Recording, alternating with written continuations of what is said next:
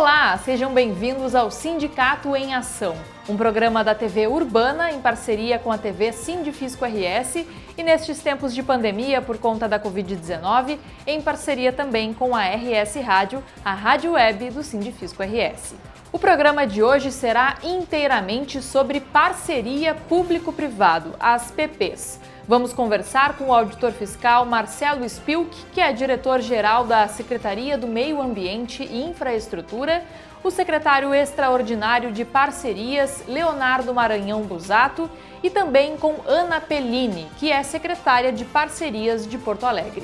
Antes de começar, acesse o YouTube do Sindicato em Ação e da RS Rádio, curte, comenta e te inscreve no canal. Um bom programa e até já! E esse é o nosso assunto de hoje, não só o Cais Mauá, mas as parcerias público-privada, né, e as concessões. E quem está conosco é um grande conhecedor do assunto e já está aqui na nossa tela, é o auditor fiscal Marcelo Spilk, ao qual nós damos boas-vindas, Marcelo. Obrigado, Everton. Aqui, uma boa tarde para vocês, para todos que nos assistem aqui pela RS Rádio, nas redes sociais. Um abraço especial ao amigo Christian, que foi quem me fez o convite e já está participando aqui com comentários, né? E a toda a diretoria, né? O presidente Feltrin e aos demais diretores e funcionários do Sindifisco. E também aos colegas da Fazenda que assistem e os demais assistentes. Realmente, Everton, como tu bem colocaste, é um assunto que ainda gera uma certa polêmica, mas a polêmica, ela existe muitas vezes até por desconhecimento, até por falta de informação qualificada, e é justamente o que a gente vai tentar fazer hoje aqui, é passar um pouco dessa informação mais qualificada, nos desarmarmos um pouco desse preconceito que existe em relação a esses projetos, para mostrar que, na verdade, as concessões e PPPs, elas são, na verdade, uma ferramenta de gestão para a administração pública, justamente para buscar a eficiência do privado, para ajudar, para melhorar a qualidade dos serviços públicos. Então, basicamente é isso que a gente pretende fazer aqui. Então, eu preparei uma pequena apresentação, que eu acho que em 20 minutos aí eu faço. Se o pessoal quiser já fazendo perguntas, pode fazer perguntas, já combinei com o Everton, pode interromper, não tem problema, a gente vai respondendo, tá? Mas, a princípio, eu faço a apresentação também, qualquer coisa no final, a gente vai ter um espaço aí para interagir com o pessoal que está assistindo aqui, e, obviamente, também com o Everton, com o Lac, que são o pessoal da imprensa acostumado com isso. Bem colocado, Marcelo, principalmente, e essa é uma oportunidade muito boa para nós aqui, para os nossos ouvintes, conhecer mais sobre o tema, porque ele vem assim, ó, através de uma pessoa que é servidor público, né, trabalha no Estado, ou seja, não apenas no governo, está no governo agora, mas é um servidor de Estado, e é um grande conhecedor desse tema das PPPs, das parcerias público-privadas. Então, a partir da conversa agora com o Marcelo, que ele vai nos explicar um ponto de vista mais técnico, né, a gente pode trazer mais perguntas, mais informações, e fica aberta também a palavra aqui através dos comentários, obviamente, para os nossos ouvintes. Então, eu vou compartilhar a tela aqui, Marcelo, e aí ficas à vontade, então, para fazer a apresentação. Certo, obrigado.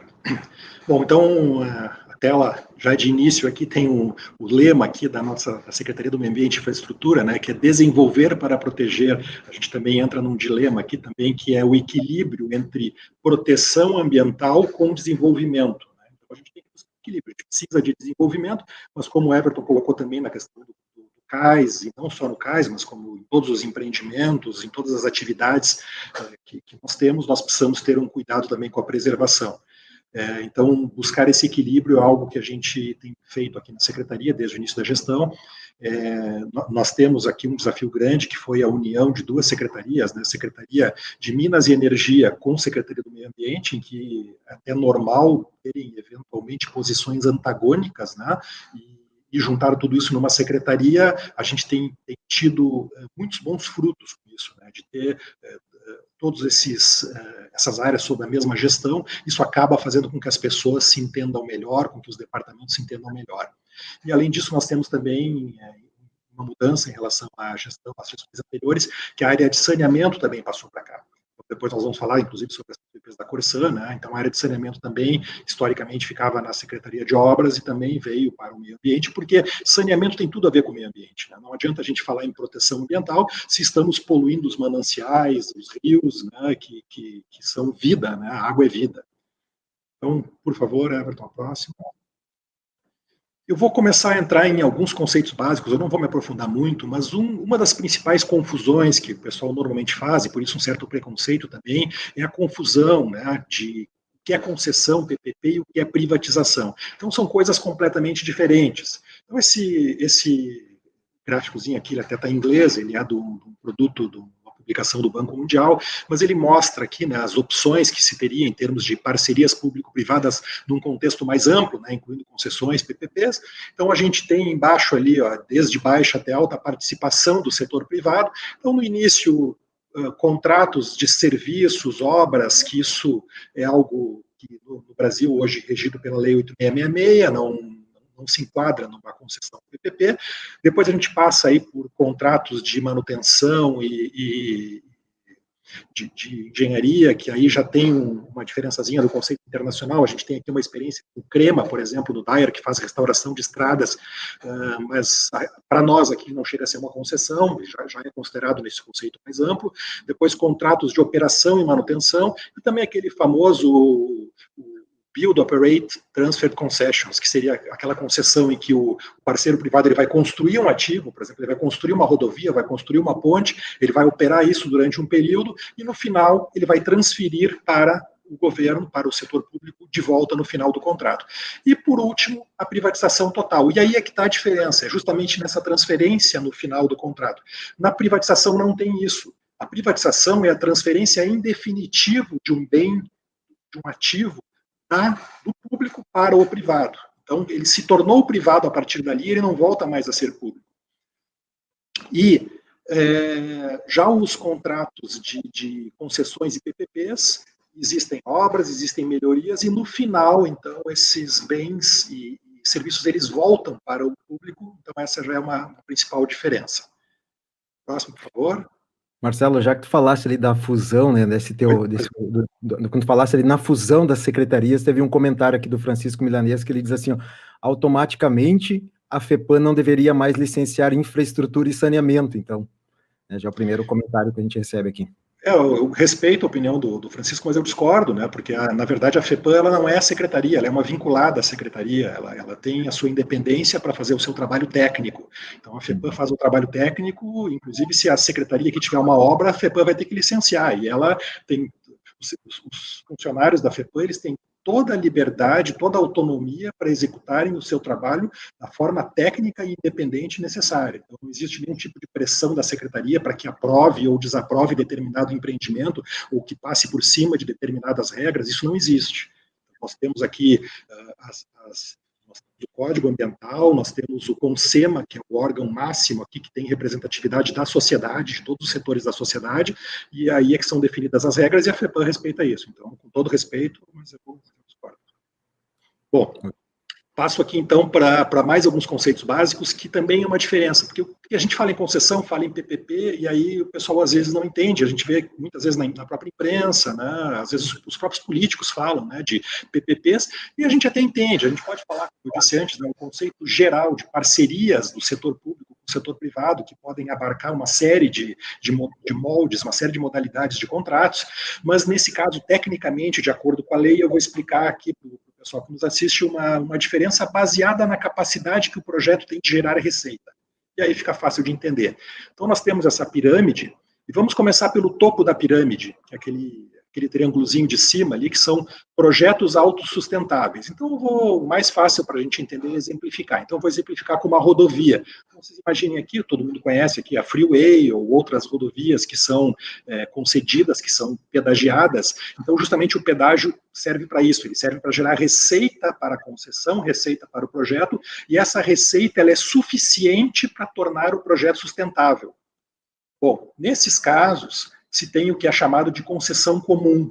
Antes se chamava de concessão, após a lei das PPPs, em 2004, passou a se chamar concessão comum, justamente para diferenciar das concessões patrocinada e administrativa, que são as PPPs. Então, esses projetos de concessão comum, eles são regidos pela Lei 8987, que é de 95. Tá? Bom, descendo um pouquinho mais ali para o patamar intermediário, nós temos ali projetos que são parcialmente sustentados com recursos públicos. Então, vamos continuar numa rodovia. Digamos que a rodovia ela tenha um bom fluxo de veículos, que ela pudesse dar uma receita boa, mas aí entra um conceito de modicidade tarifária. Quanto seria razoável cobrar de tarifa? Não adianta colocar um valor muito alto de tarifa, porque o que vai acontecer? Primeiro, os usuários vão buscar alternativas, eles vão acabar fazendo um percurso mais longo ou por uma rodovia que não tem a mesma qualidade para não pagar o pedágio. Então, existe esse conceito de modicidade, que é quanto o usuário aceita pagar para andar naquela estrada com uma infraestrutura boa, com um serviço de guincho, ambulância, banheiros, aquele serviço que a gente conhece aí nas rodovias que são concedidas.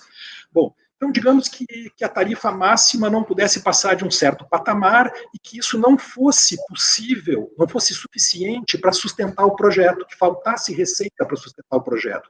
Bom, então o que a gente pode fazer? A gente pode combinar a tarifa com uma contraprestação do setor público, ou seja, o setor público, para não onerar demais o usuário e não colocar em risco aquele projeto, de até fuga de veículos e tal, então ele entra com uma parcela, uma contribuição, que pode ser mensal, que pode ser anual, para ajudar a sustentar o projeto.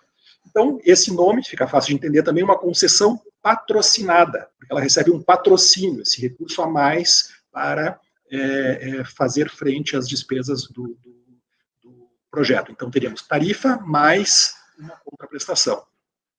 E na base da pirâmide, nós temos projetos que a gente não consegue gerar receita, ou a gente não quer gerar receita, ou não é comum gerar receita. Então, podemos pensar aqui, por exemplo, escolas públicas. As escolas públicas, elas são gratuitas, não são cobradas mensalidades. Presídios, por exemplo, não existe cobrança, né, dos presos ou da família dos presos.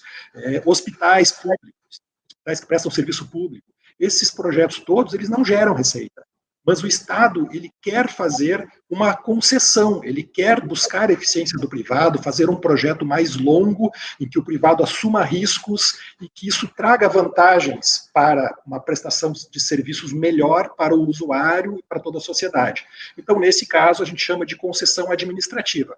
Ou, nesse caso, também pode-se decidir, olha, melhor não fazer concessão, vamos fazer um projeto tradicional pela Lei 8666. Então, esses dois casos de concessão patrocinada e concessão administrativa são as PPPs.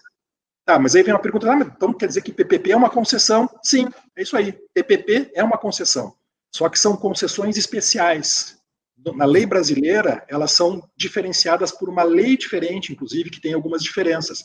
No geral, esses projetos são muito parecidos. Se pegar uma concessão comum e uma concessão patrocinada ou administrativa, em geral, a questão de riscos, prazos e etc.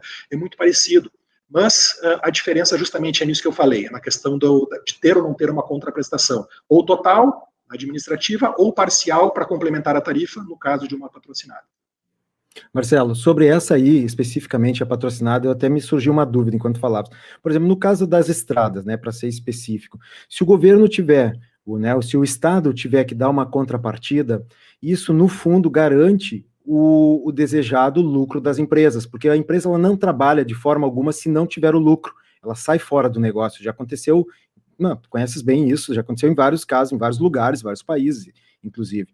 E então, por que a empresa ela consegue operar, mesmo tendo ônus para o Estado a ponto de obter lucro, e o Estado não consegue operar da mesma forma, né, e mesmo que ele não precise do lucro? É justamente uma questão de eficiência, né? A ideia aqui desse tipo de projeto é que a eficiência do privado ela seja maior a ponto de tirar a despesa do Estado ou diminuir a despesa do Estado e, ao mesmo tempo, ela conseguir se remunerar também. Ou seja, é um ganha-ganha aqui. Traz eficiência, presta um serviço melhor, melhora as infraestruturas, o Estado gasta menos e a empresa também se remunera, porque ela está assumindo riscos, ela também precisa ter o lucro dos acionistas. Né? Perfeito. Passo aqui? Pode ser, por favor. Bom, então, assim, alguns projetos gerais, aqui eu coloquei da CPPP, que aí eu costumo usar, concessões e PPPs, num termo só, né? Como eu disse, tem algumas diferenças entre entre uma lei e outra, mas no geral tem alguns conceitos que são similares. Então, por exemplo, prazo longo. Então, em geral, esses contratos são de 20, 30 anos, a PPP tem um limite de 35 anos, a concessão não tem, ela pode ter um prazo maior.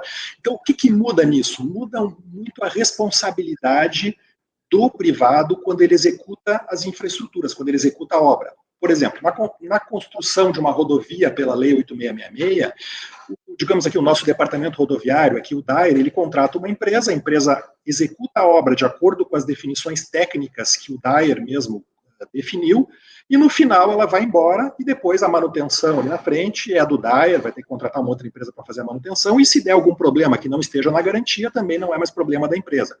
Nesse caso, como a empresa olha a longo prazo e ela sabe que ela vai ter que fazer a manutenção, e se tiver algum problema dentro desse período de contrato, a responsabilidade é dela, então ela otimiza isso, ela melhora a qualidade, tendo essa preocupação, essa responsabilidade de fazer a manutenção também no futuro. Além disso, tem uma outra questão. A remuneração nesses contratos ela é vinculada ao desempenho. Então, nesses contratos se estabelecem diversos indicadores, que já são definidos lá no edital, no contrato, indicadores de desempenho. E esses indicadores, o atendimento ou não desses indicadores, eles vão se refletir na remuneração. Então, por exemplo, se houver uma contraprestação paga pelo setor público, se o atingimento dos índices de qualidade não chegou no esperado, ela vai ter uma redução dessa contraprestação. E no caso da tarifa, a mesma coisa. Então, em geral, se faz uma revisão da tarifa anualmente, no caso de uma concessão em que não há pagamento, e aí o não atendimento dos índices, ele diminui a tarifa, levando, então, um benefício ao usuário. Opa, o serviço não estava tão bom assim, a qualidade da rodovia não estava tão boa assim, então eu vou dar um desconto na tarifa para o usuário da rodovia.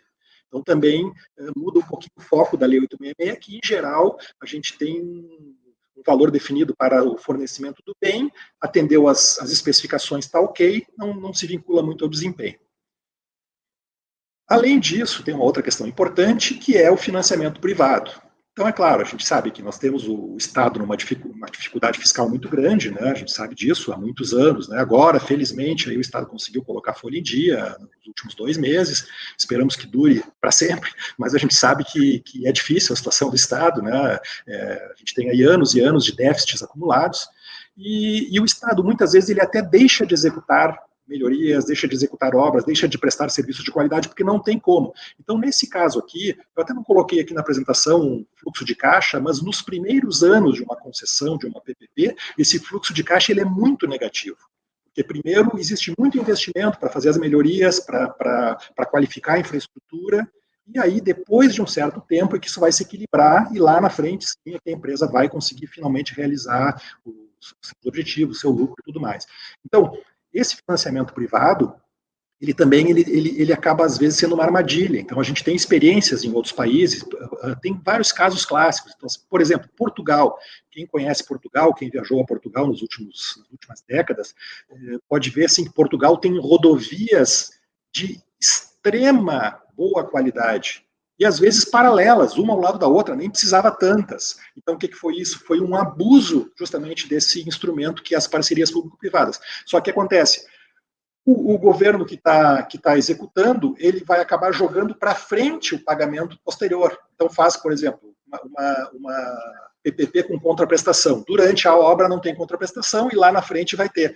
E o que vai acontecer? O governo vai deixar uma herança para os governos seguintes de uma contraprestação pesada. E foi o que aconteceu. Depois veio uma crise fiscal muito forte e Portugal teve um problema muito sério com isso. Tem outros exemplos também, né? Então a gente tem que ter muito cuidado na avaliação desses projetos para ver se eles realmente valem a pena. E aí depois a gente vai entrar um pouquinho mais especificamente numa ferramenta que existe para a gente conseguir aferir isso, para conseguir aferir se esse retorno vai ser o retorno esperado.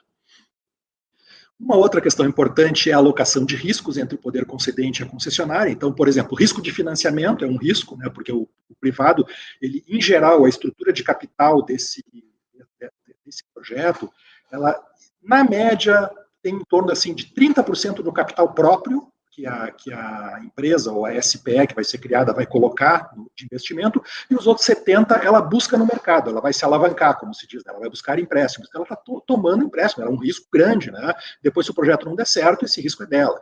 Então, existem risco de construção, por exemplo, se a construção saiu mais cara do que o esperado, esse risco é um risco que tradicionalmente ele é da construtora, é da concessionária, desculpe. E a gente tem a honra de receber no nosso estúdio virtual o Leonardo Maranhão Busato, que é auditor fiscal, nosso colega, e recentemente empossado pelo governador Eduardo Leite como novo secretário estratégico de parcerias aqui no estado do Rio Grande do Sul. Uma área que a gente ouve muito o governador falar, que é uma área que ele considera... Aliás, não é de agora, né? Desde a campanha eleitoral ele frisava muito essa questão das parcerias. E aí é uma secretaria bem importante, né, que está surgindo sob a liderança aí do Leonardo Busato, que a gente conhece já da Prefeitura de Porto Alegre, do Tesouro do Estado, sabemos da competência aí do colega, e queremos ouvir dele. Seja bem-vindo, Leonardo. Queremos ouvir quais são as expectativas aí do governador, o que ele te colocou? Leonardo, eu quero esse caminho para a Secretaria de Parcerias aqui no Estado. Fala para nós, fala sobre o programa RS Parcerias. Muito bem-vindo. Obrigado. Obrigado, Christian. É sempre um prazer aqui poder falar sobre esses temas. Nós que somos colegas aí, né, Christian, inclusive de concurso. Então, é sempre um prazer falar para todos os nossos ouvintes e telespectadores. Bom, uma questão importante, né, eu recebi esse convite do governador Eduardo Leite para assumir a Secretaria Extraordinária de Parcerias, a Secretaria Estadual, em substituição ao secretário Bruno Vanuzzi. Bruno Vanuzzi é um colega procurador do Estado, que permaneceu por 2 anos na Secretaria, conseguiu estruturar essa Secretaria e toda a carteira de projetos, e acabou saindo da Secretaria por teve uma oferta do mercado privado e saiu, e acabei assumindo no lugar dele. Então, primeiro, colocar que é um desafio enorme. A gente está tratando aqui de um tema que recentemente no país tomou uma dimensão muito significativa, que é o tema das concessões e parcerias público-privadas, que é um tema que a gente entende que ele hoje está bem mais maduro para ser conduzido e ser efetivado, não só no estado do Rio Grande do Sul, como todo o país. E eu diria que essa é uma ferramenta de gestão pública quase necessária, se nós considerarmos hoje a situação da precariedade fiscal que os governos estaduais, municipais e o próprio país atravessa. É uma alternativa necessária para que a gente possa aumentar a taxa de investimentos no país. Então, o desafio que me foi colocado, Christian, respondendo objetivamente, é fazer a finalização, ou seja, fazer as entregas dos projetos que já estão em andamento. Então, tem uma série de projetos que a Secretaria tem conduzido, e eu vou aqui poder explorar um pouco cada um deles, e fazer as entregas cujos cronogramas quase todos estão apontando para até o final deste ano de 2021, com a publicação dos editais. O que são a publicação dos editais? É quando se termina todo o trabalho de estudo e se coloca em licitação. E aí, com a licitação, a partir do vencedor, ele passa a assumir, dependendo do tipo de serviço, assumir a prestação de serviços pela qual a licitação foi feita. Lembrando que os serviços a serem licitados, eles são serviços públicos. Eles têm prestação de interesse público. A diferença é que ele não vai ser efetivado, ele não só vai ser entregue através de uma estrutura estatal e sim de um parceiro privado. Esse parceiro privado ele pode ser tanto uma empresa, quanto um consórcio, quanto uma instituição, muitas vezes não governamental, mas a ideia é que não seja o poder público estatal que preste o serviço, e sim ele contrate ou contratualize o serviço a ser prestado. E aí a carteira ela é muito extensa, ela tem desde aqueles processos tradicionais de concessão de rodovias, que se estabelece a remuneração através de praças de pedágio, como também questões mais inovadoras, como PPP na área prisional, a construção de um presídio através de parceria público-privada na área prisional, e também outros modelos, como de parques, o próprio zoológico do estado do Rio Grande do Sul está na carteira. e recentemente um projeto que é muito caro ao governador, e acredito que a todos os porto-alegrenses, que é o nosso famoso Cais Mauá, que há anos se busca uma alternativa para revitalizar, e ele também está na carteira da Secretaria Extraordinária de Parcerias. Então, eu diria que a grande missão da Secretaria é conseguir entregar os editais e fazer com que esses estudos, essas análises, elas se concretizem efetivamente na contratação do prestador de serviços e ele possa entregar à população, que é o mais importante, os serviços pelas quais ele está sendo contratado. Então, esse é o grande desafio lato sensu, né, o grande desafio geral, e a gente pode agora explorar aí mais detalhadamente cada um dos projetos para dar um panorama para o nosso ouvinte, aí, nosso telespectador, de como as coisas devem caminhar e esperamos ao longo de 2021. As privatizações, Leonardo, elas estão também na carteira da Secretaria? As grandes privatizações previstas, CS, gás... Na verdade, não, né? Na verdade, assim, eu até, a pedido do governador, a gente vai acompanhar esse processo de privatização, só que ele já está sendo conduzido, principalmente pela secretaria a qual ela é vinculada, o Meio Ambiente, a SEMA, e também com parceria, com acompanhamento da Secretaria Estadual da Fazenda, né? Nossa secretaria, e a Procuradoria-Geral do Estado. Eu tenho acompanhado, eu até acompanhava um pouco por parte da Secretaria Estadual da Fazenda, e devo continuar acompanhando, mas o processo não vai ser conduzido pela Secretaria de Parcerias, cujo foco, sim, vai ser a questão das concessões e parceria público-privadas. Leonardo, qual desses projetos que tu citasses é o prioritário? E qual deles está mais adiantado? Pois é, eu diria assim, a carteira já é enxuta, Lac. Ela já não é uma carteira tão extensa. Então eu diria que todos são prioritários. Cada um tem uma característica que a gente pode dizer assim, que pode gerar tem uma prioridade diferente. Vou dar um exemplo. Qual é a carteira, qual é o projeto da carteira que mais vai afetar certamente a estrutura de infraestrutura, a estrutura de pública e econômica do Estado? Certamente é a concessão rodoviária. Por que a concessão da rodoviária? Nós estamos falando de mais de 1.100 quilômetros de estradas que serão concedidas. A grande parte delas já tem hoje um pedágio que é da Empresa Gaúcha de Rodovias, a EGR, então não vai ter novidade em relação a isso.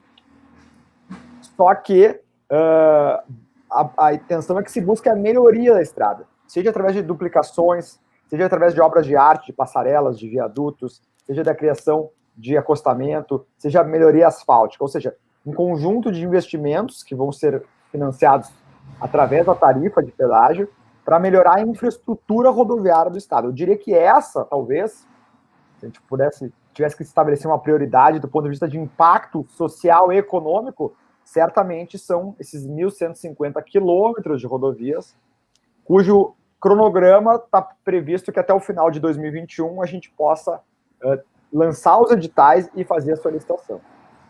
Porém, se a gente olhar de um outro prisma, do ponto de vista simbólico, eu diria que tem alguns projetos na carteira que, do ponto de vista simbólico, principalmente para quem vive aqui na capital, em Porto Alegre, tem um significado muito especial.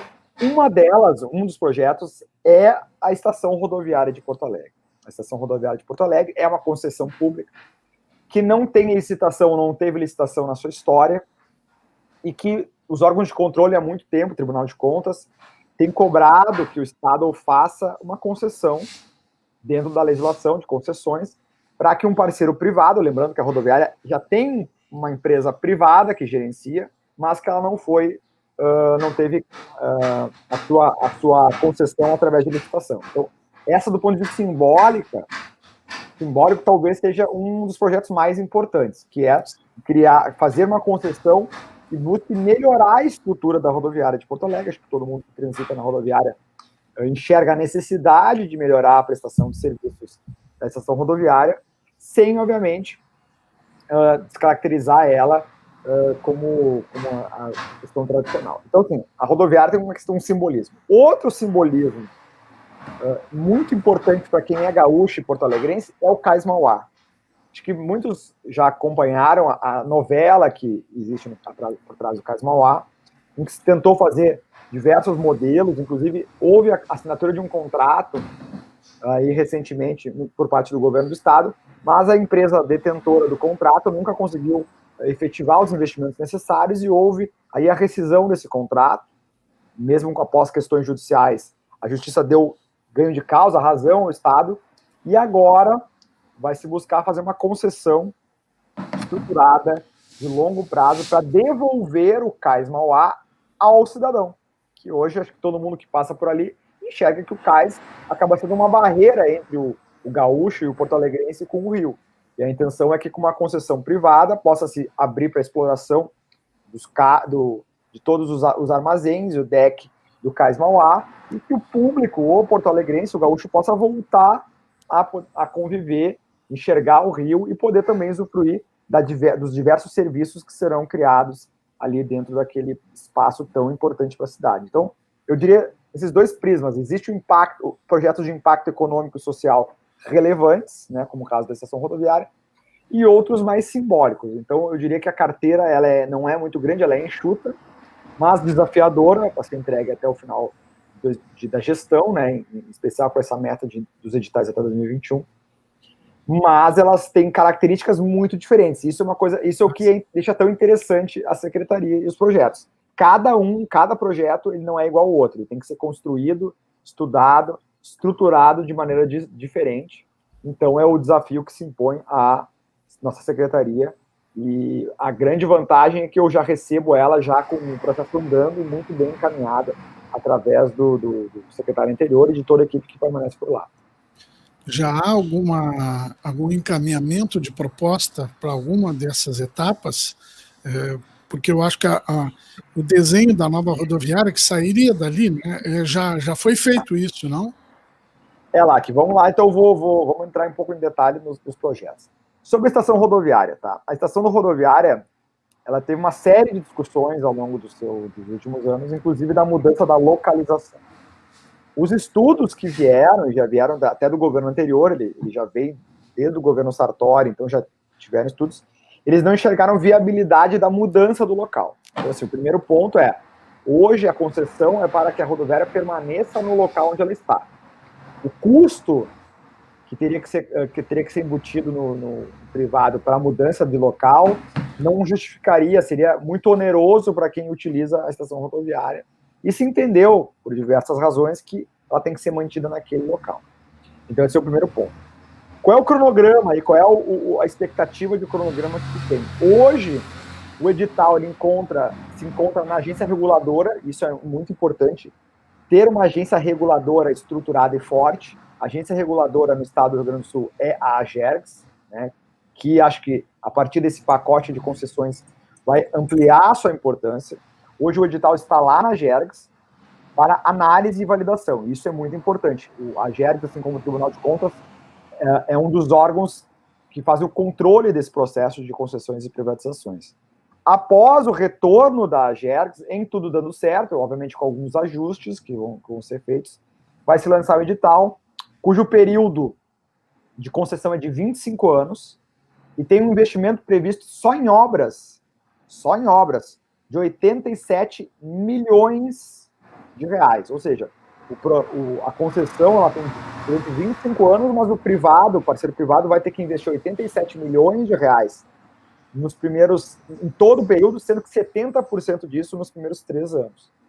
Com essa expectativa de, no final, mais tardar final do primeiro trimestre, ser feita a licitação, e em caso de sucesso, a gente acredita, obviamente, que ela vai ser bem sucedida, o parceiro privado já assumiria ao final do primeiro semestre, e o porto-alegrense, o gaúcho, começaria a ter a visualização desse processo de concessão já no segundo semestre, quando o concessionário privado assumiria a estação rodoviária. Então, grandes linhas gerais, esse é o estágio do processo de concessão da estação rodoviária.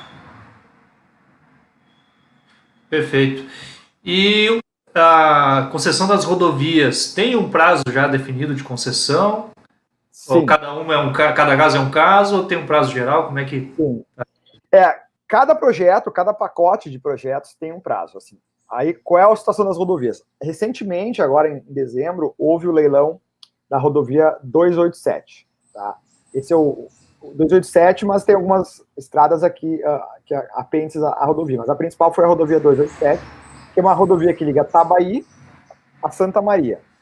Essa rodovia já foi leiloada, o vencedor teve um deságio, ganhou com um deságio de 54%, ou seja, uma tarifa que era R$ 7,00, ela ficou em menos de R$ 3,50, ou seja, teve uma grande redução no valor da tarifa, que comprova o interesse do mercado privado e nessas rodovias gaúchas. E esse contrato de concessão deve estar sendo assinado até o final desse trimestre, ou seja, já o gaúcho vai enxergar um novo parceiro privado nessa rodovia, essa 287, já no primeiro trimestre, com os investimentos se iniciando, ou seja, a gente vai conseguir enxergar a concessionária começando a fazer investimentos na rodovia, incluindo aí uma longa duplicação daquela estrada. Por que essa já foi feita? Porque isso já veio do governo anterior em estudos e a Secretaria Extraordinária de Parcerias simplesmente deu andamento aos estudos e conseguiu efetivar o lançamento dessa rodovia. Agora, o pacote de 1.150 quilômetros que ainda existem, eles já vêm de um outro processo, do início dessa gestão, em parceria com o BNDES, que aqui é importante, né? O BNDES, que é o Banco Nacional de Desenvolvimento Econômico e Social, ele dá todo o resguardo técnico, né, e institucional a todo o processo de concessões e parcerias iniciados por essa gestão. Então, com o BNDES como parceiro, a gente tem a perspectiva de terminar todos os estudos até o meio desse ano, promover uma audiência pública, consulta pública, que é essencial nesse processo de concessão, ou seja, a gente vai ouvir os municípios, os empresários, os cidadãos, colher sugestões para que a gente possa, até o final de setembro, então este é o nosso prazo, publicar o edital. O edital é um edital como se fosse um edital de licitação, onde tem todas as regras do jogo em que os parceiros privados terão que cumprir aquele edital, como se fosse um edital de concurso, para poder assumir as rodovias a partir do vencedor. Nós estamos falando, nesse caso, de 3 lotes, né? Vai ser dividido em 3 lotes, justamente para aumentar a concorrência e não deixar que um só parceiro privado detenha grande parte da malha rodoviária do estado do Rio Grande do Sul. Esses 3 lotes, então, devem ser publicados no edital em setembro e ofertados via leilão, e esse leilão é feito, inclusive, na B3, né, a antiga Bolsa de Valores de São Paulo, justamente pelo caráter nacional e internacional que essas licitações têm que ter. Então, nós estamos falando de uma licitação internacional, justamente para atrair parceiros privados, aumentar a competição e fazer o que a gente quer, né, que é reduzir a tarifa, mantendo aqueles investimentos que foram previstos no edital. Então, em termos de cronograma, esse pacote de concessão desses 3 lotes, nós estamos falando aí de final de setembro os editais e até o final do ano os leilões, já tendo como experiência, que foi muito importante, conduzida pelo secretário anterior, o secretário Bruno Vanuzzi, o edital da 287, a licitação, que foi muito bem sucedida do nosso ponto de vista. Então, no caso das rodovias, tem esse cronograma. E cada projeto, Christian, tem o seu cronograma. Até pela sua natureza, até pelo início dele, né? Tem projetos como eu falei, o Cais Mauá, ele o contrato foi assinado. Então, o desafio é que o contrato assinado com o BNDES, importante, o BNDES ainda vai ter que contratar consultores especialistas, porque é um projeto muito específico, e aí, a partir de então, estruturar os estudos, o edital, e fazer até o final do ano o lançamento desse edital e a concessão. Então, cada projeto tem essa peculiaridade, o seu cronograma, e pode imaginar que a concessão de uma rodovia é bem diferente da concessão do Jardim Zoológico, por exemplo, de um parque. Então, todos esses... Por isso que requer uma equipe, que a equipe realmente é muito boa da Secretaria, equipe especializada que consiga se adaptar a esse tipo de projeto. Então, cada um desses projetos tem um cronograma, e depois eu até posso repassar a carteira inteira, qual é a carteira que a Secretaria hoje está trabalhando. E hoje nós temos uma pauta muito importante aí, uma pauta que é as parcerias, né, as parcerias público-privadas aqui em Porto Alegre, né, o município que tem uma secretaria exclusiva para cuidar dessa pauta, e quem está à frente da secretaria é a auditora fiscal aposentada Ana Pellini, que nos dá a honra de participar do programa aqui conosco hoje. Bem-vinda, secretária. Muito obrigada pelo convite, Everton Lack. Agradeço ao Sindifisco pela oportunidade de participar do RS em Pauta. Eu faço com muita alegria. porque eu me aposentei já da Secretaria da Fazenda, do meu cargo de auditora fiscal, há quase 10 anos. Mas sempre, dentro do meu currículo, eu coloco como algo que eu mais me orgulho, e é um requisito importante, é eu ter pertencido aos quadros da nossa Secretaria da Fazenda do Estado do Rio Grande do Sul. Isso sempre me orgulha muito, e eu gosto de salientar. E hoje estar participando do programa aqui também é algo que me honra muito. Tá bom, privilégio para nós também recebê-la aqui. Então, secretária, qual é o objetivo aí da secretaria que já tem, né, o nome, que é a Secretaria de Parcerias de Porto Alegre? Quais são os principais objetivos do primeiro momento na sua gestão aí na secretaria? Olha, primeiro eu gostaria de falar um pouquinho sobre o conceito de parcerias, né, que nós estamos adotando aqui no município.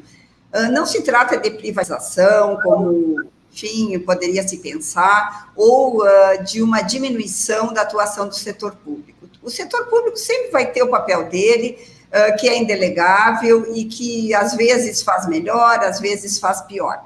Mas tem atividades que o setor privado pode colaborar. Eu vou dar um exemplo aqui em Porto Alegre, inclusive que já é uma parceria que foi feita na gestão anterior, então a gente pode falar sem nenhum viés de nenhum tipo, é a parceria da iluminação pública em Porto Alegre e das placas de rua. Esse problema das placas de rua, especialmente, era antigo na cidade. Todo mundo reclamava que não se conseguia colocar placas de rua, porque havia muita depredação, enfim, não progredia. Aí foi feita esse edital, uma empresa venceu e está substituindo todas as placas de rua, inclusive com muita agilidade, quando ocorre destruição, vandalismo, ela já substitui, e com isso a gente está conseguindo avançar nessa informação que é importante para todo mundo, especialmente para quem é de fora da cidade, quer se localizar.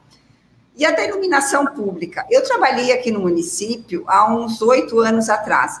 E quando alguém queria trocar uma lâmpada, porque tinha queimado em frente à sua casa, tinha que ligar para o 156, e era um problema, demorava, tanto que os próprios vereadores tinham como causa a questão da troca de lâmpadas. Então, o munícipe não encontrando guarida no serviço público, ele ia lá na Câmara de Vereadores e a gente recebia um monte de visita de vereadores pelo simples motivo de pedir a troca de lâmpadas em algumas ruas. Isso não pode ser assim. E com essa parceria de uma empresa que vai ser responsável por substituir todas as lâmpadas de Porto Alegre por algo mais moderno, LED, ela tem o compromisso de substituir quando houver mau funcionamento, quebra, enfim, por qualquer razão, a iluminação pública não estiver funcionando adequadamente, tem um prazo curto para substituição. E com isso a cidade vai ficar muito mais bonita, muito mais segura e as pessoas vão viver muito melhor. O poder público não trocava as lâmpadas porque não queria? Ou porque o prefeito não queria? É claro que não trocava, porque a gente sabe que existe toda uma legislação, existe dificuldades de toda a ordem.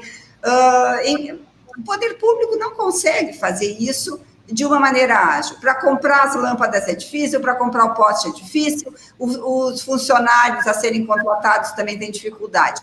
Então, em determinadas atividades, a gente consegue prestar um serviço público de muito mais qualidade, mais barato, com um parceiro que vem nos ajudar. E essa é a filosofia da nossa Secretaria Municipal aqui de Parcerias, então. Aonde o poder público pode nos ajudar, nós vamos pedir ajuda, através das parcerias público-privadas ou através de parcerias simples de todo tipo, através de permissão de uso, de concessões, de convênios, de doações, de termos de adoção. Nós aqui estamos abertas a qualquer ajuda que a sociedade pode nos trazer.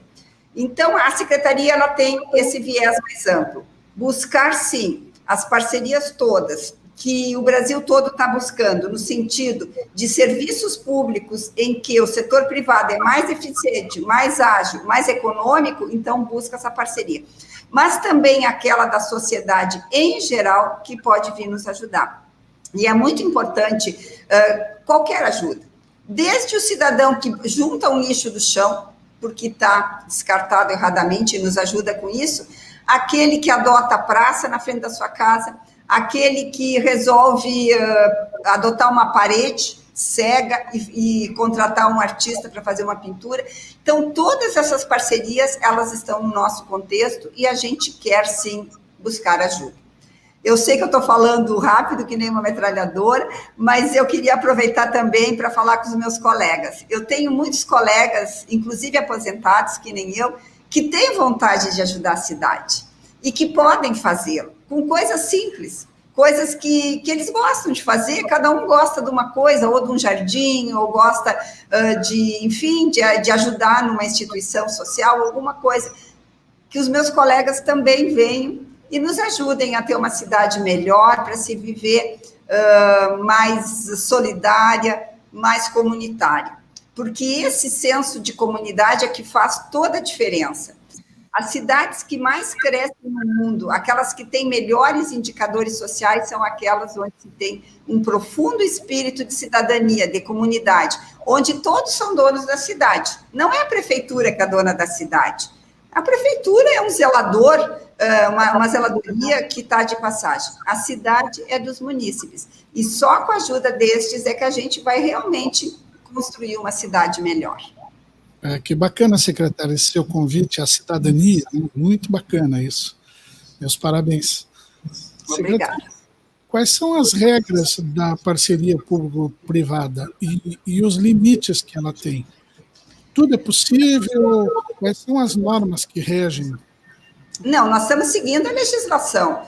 Nós temos agora a parceria público-privada do saneamento, por exemplo, que é a mais robusta, que nós tivemos o marco regulatório, né? Recentemente saiu o decreto do governo federal, que então detalhou, né, todas as atividades. Então, essa parceria, obedecendo todos os requisitos legais, é algo que a gente vê como muito importante para a cidade, né? Sem querer desmerecer o trabalho do nosso DEMAI, todos somos agradecidos ao que o DEMAI tem feito até agora, mas se tivermos um privado que venha nos ajudar no tratamento de esgoto, por exemplo, isso certamente, junto com a equipe técnica tão qualificada que nós temos lá, vai conseguir dar agilidade e rapidez ao tratamento de esgoto em Porto Alegre. Então, sempre, qual é a filosofia lá? Quando o parceiro privado pode nos ajudar, nós vamos buscá-lo. Junto com a expertise pública, quando ela é boa, quando ela pode colaborar, que é o caso do DEMAI, que a gente sabe, conhece tantos especialistas que fizeram renome, inclusive nacional, porque o DEMAI foi precursor numa série de coisas. Então, ele sozinho está difícil, está fazendo, é muito bom, mas certamente, se nós usarmos o nosso marco regulatório e trouxermos esse capital privado para ajudar, nós vamos conseguir fazer mais num tempo menor. Então, é dentro desse limite. Nós não queremos que se esvazie a função pública, não é isso. Nós queremos que ela se complete com o auxílio de alguém que pode vir ajudar, contribuir dentro também da sua expertise, das suas condições financeiras, tem capital para investir e tudo mais. Então, é dentro dessa regra que nós estamos lançando nossos editais de PPP. Sim, inclusive, a do saneamento é uma concessão que a gente está pensando, né? Mas ainda não está bem definido, o BNDES está fazendo os estudos, mas seria mais na qualidade, assim, de uma concessão parcial de serviços. No caso do DEMAI, que a senhora está dando como exemplo, o comando seria do município e a empresa privada atuaria junto ou seria ao contrário? Não, a empresa concessionária, ela tem que trabalhar junto com o DEMAI e junto com o município, com os órgãos centrais aqui, as secretarias. Ela vai ter a missão dela, tem tarefas. Tem que fazer isso, tem que fazer aquilo, tem que fazer, conforme for escolhido, né, o cardápio que o município entender que pode delegar para ela vai fazer, vai prestar contas, vai ter um cronograma que ela vai ter que cumprir e vai receber um valor por isso, a taxa de esgoto. É uma coisa, é um contrato, porque quando a gente fala em PPP, às vezes parece algo muito longe daquilo que se faz hoje. É um contrato de prestação de serviços de longo prazo. né? Não é 5 anos o limite, ele tem 25 anos, 30 anos de prazo, e com isso tu consegue atrair um capital maior, porque a empresa vai diluir, né, os seus ganhos ao longo desse período todo. A Carris, secretária, concorre nessa parceria público-privada? Tem condições de haver? Olha, a Carris é um problema, o problema é maior que a Carris. Está em discussão aqui em Porto Alegre todo o sistema de transporte coletivo. E a Carris não terá solução fora do sistema, né? Não adianta querer fazer nada com a Carris enquanto não tiver uma reformulação do sistema de transporte público como um todo. Está quebrado, está todo mundo quebrado. O poder público está injetando recursos todo mês no sistema. A Carris é a mais cara, foi repassado 70 milhões no ano passado. Não é pouca coisa. Para o município de Porto Alegre, essa cifra é muito significativa. E 4 milhões está sendo injetado no sistema todo mês, dentro de um acordo judicial que foi feito. Então, está havendo um subsídio ao transporte coletivo em Porto Alegre. Claro que nós tivemos a pandemia, né? A pandemia reduziu muito, muito, muito o uso do transporte coletivo. Eles dizem que 30% do público que existe ainda, né, do 100% previsto, estão usando 30%, então, realmente, a gente está vivendo um período de exceção.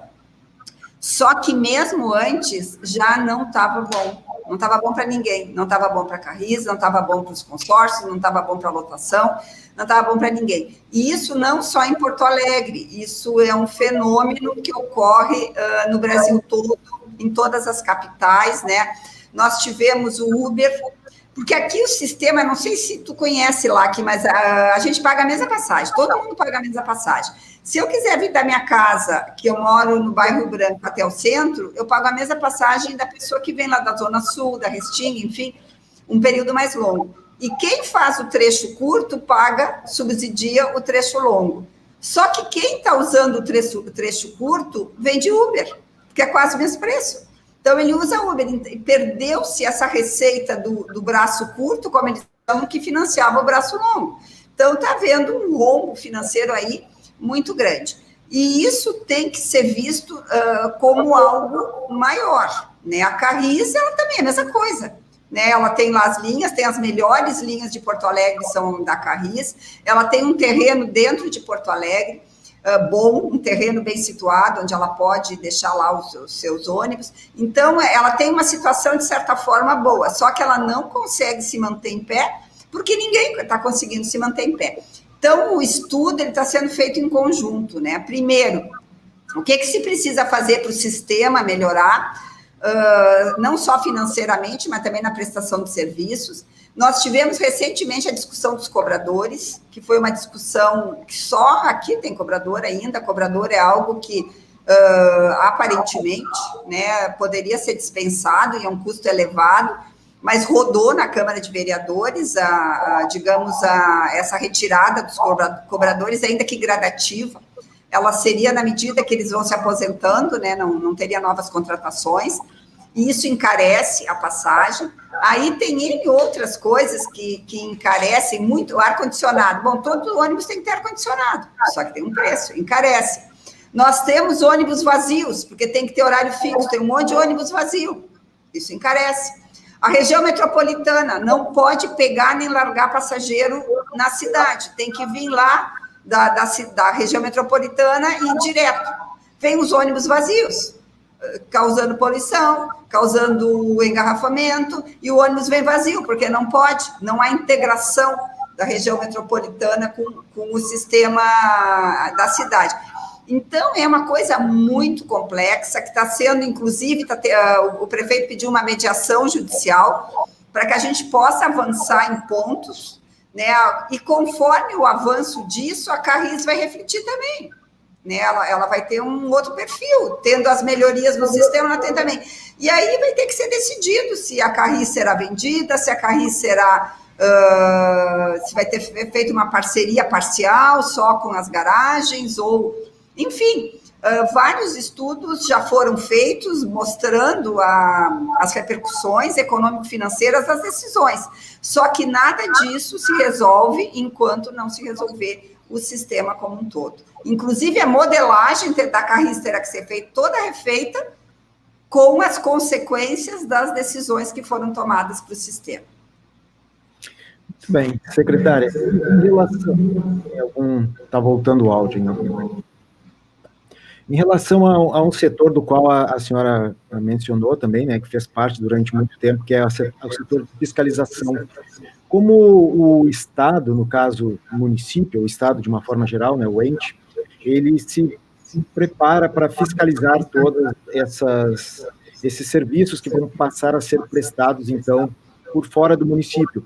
Por exemplo, recentemente, a Procuradoria-Geral da República ela ingressou no Supremo Tribunal com uma ação contra a inconstitucionalidade de um código do meio ambiente, código estadual que ela chama de simulacro de avaliação ambiental, né, falando, no caso, das avaliações ambientais e também o autolicenciamento, que as próprias empresas, né, as pessoas interessadas se dariam aquele licenciamento no início. Como o Estado ou o município se prepara para fiscalizar isso, sendo que, por exemplo, na Secretaria do Meio Ambiente do município, alguns servidores de lá dizem que não tem concurso há mais de 2 décadas, por exemplo? Olha, esse problema... Primeiro, eu não trabalhei em fiscalização, eu sempre fiz concurso para a CAGE. Eu sou auditora da Contadoria Auditoria Geral do Estado e lá trabalhei toda a minha vida funcional, né, dentro da Secretaria da Fazenda. Dos meus 18 anos até a minha aposentadoria, eu trabalhei na CAGE e, enfim, e aprendi muito lá. Mas a fiscalização é um problema grave, sabe? Não apenas do município. Eu fui secretária do Meio Ambiente e presidente da FEPAM no governo Sartori durante 4 anos. E é complexo, porque a fiscalização ela tem que estar muito bem preparada para poder realmente autuar o infrator, né? E normalmente a gente não consegue ter o universo de fiscais que seriam necessários para realmente inibir todos os malfeitos. O município não é diferente do Estado. Então, e o Brasil todo, IBAMA, eu fui secretária executiva do Ministério do Meio Ambiente durante 6 meses nesse governo, e lá no IBAMA a mesma coisa. Quer dizer, vocês viram, né, como é que está a situação. Então, o Brasil todo enfrenta problemas de fiscalização, assim, as máquinas são reduzidas, algumas vezes mal treinadas, e o pior... Vocês não sabem. Quando essa máquina é movimentada e ela flagra um infrator e edita um auto de infração, muitas vezes esse auto de infração não é cobrado. Por N razões, N razões. Então, toda a máquina pública funciona, vai, multa e não há cobrança, e a gente fica com cara de sabão, porque é a pior coisa, há uma desmoralização completa do poder público quando isso ocorre. O Sindicato em Ação termina aqui. Muito obrigada pela sua companhia. Não esqueçam de curtir, comentar e, claro, se inscrever no canal da RS Rádio e também do Sindicato em Ação. Um grande abraço, um ótimo final de semana e a gente se vê no sábado que vem. Até mais!